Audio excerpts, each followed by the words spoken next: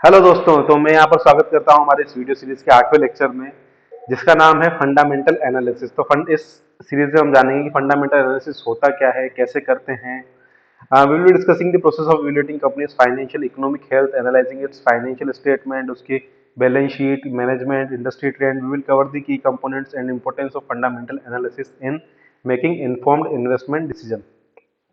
तो अगर मैं बात करता हूँ फाइनेंशियल स्टेटमेंट्स की, तो कोई भी कंपनी में जिसमें आप पैसा लगाने वाले हैं, सबसे इम्पोर्टेंट होता है कि आप उसका फंडामेंटल एनालिसिस जरूर करें। फंडामेंटल एनालिसिस क्यों इम्पोर्टेंट होता है? क्योंकि मैं आपको एक छोटे से एग्जांपल के साथ समझाना चाहता हूँ। मान लीजिए किसी कंपनी का मैनेजमेंट बहुत अच्छा है, उसकी बैलेंस शीट बहुत अच्छी है, उसके इनकम स्टेटमेंट बहुत अच्छे हैं और कैश फ्लो स्टेटमेंट भी बहुत अच्छे हैं।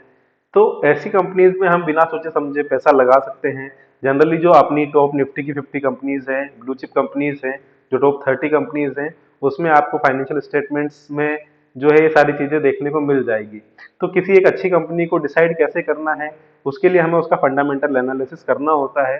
पहले हम कोई भी शेयर खरीदने से पहले हम फंडामेंटल एनालिसिस करते हैं, फिर हम टेक्निकल एनालिसिस करते हैं। तो कैश फ्लो स्टेटमेंट्स हो गया आपका, फाइनेंशियल परफॉर्मेंस हो गई, इन सबको एनालाइज करना, उसकी कंपनी का क्या रेवेन्यू है, एक्सपेंस कैसा है, एसेट्स क्या है, लायबिलिटीज क्या है, कैश फ्लो कैसा है ना। ये एक तरह से फ्यूचर को परफॉर्मेंस को प्रेडिक्ट करने का क्राइटेरिया हो सकता है, जिसे हम फंडामेंटल एनालिसिस कहते हैं। कंपनी का मैनेजमेंट, आप देख सकते हैं कंपनी का मैनेजमेंट भी बहुत ज्यादा इंपॉर्टेंट होता है। कई बार जो है लोग कंपनी के मैनेजमेंट पर भी दाव खेलते हैं। मान लीजिए किसी कारण से कंपनी घाटा कर रही है या कोई परेशानी के कारण है, लेकिन कंपनी का जो मैनेजमेंट है वो काफी स्ट्रॉन्ग है और बहुत बड़ा नाम है, तो आप उस कंपनी को, अगर वो बहुत ही लो भाव पर शेयर मिल रहे हैं, तो आप उस कंपनी के शेयर बाय कर सकते हैं। तो अगर कंपनी का मैनेजमेंट अच्छा होगा, तो हमें बहुत इजीली आसानी होगी कि अपना डिसीजन लेने में कि हमें उसके शेयर खरीदने हैं या नहीं खरीदने हैं।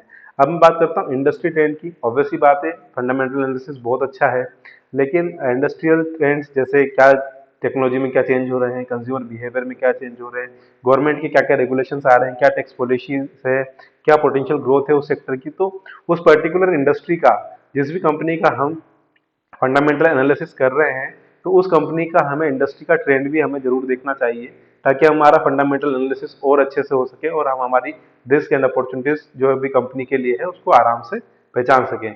अब मैं बात करता हूँ, fundamental analysis is the process of evaluating A companies financial and economic health by analyzing its financial statement, company's management and industry trends. Understanding these components can provide valuable information for making informed investments.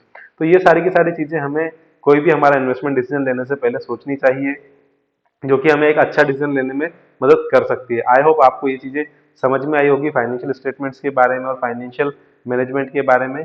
तो अब हम जब भी share खरीदेंगे, तो सबसे पहले हम जो है उसका फंडामेंटल एनालिसिस जरूर चेक करेंगे। ठीक है, थैंक यू सो मच।